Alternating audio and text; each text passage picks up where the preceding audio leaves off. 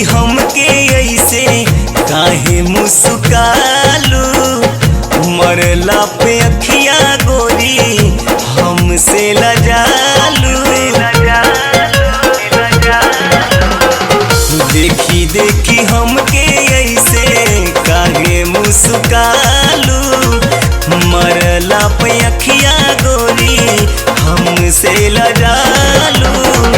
बोला जल्दी अपना इंतजार होके, रब कर जब भी हमके प्यार होके, तोहरे से राजा हमर बाहर होके।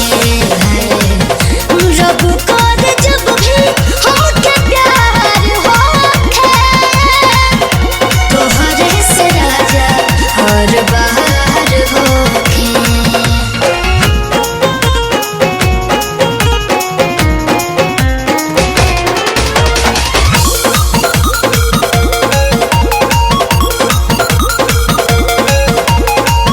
हमरा में ऐसन कवन देखलू जान खूबी, आँख मुद के नेहिया में गईलू जे डूबी।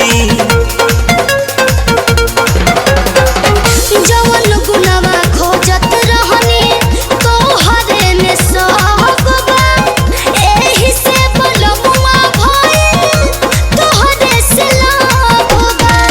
सुन के बतिया दिलवा बेकरार होके, रब कर जब भी हमके प्यार होके, तोहरे से राजा और बाहर होके। रब कर जब भी हमके प्यार होके, तोहरे से राजा और बाहर होके।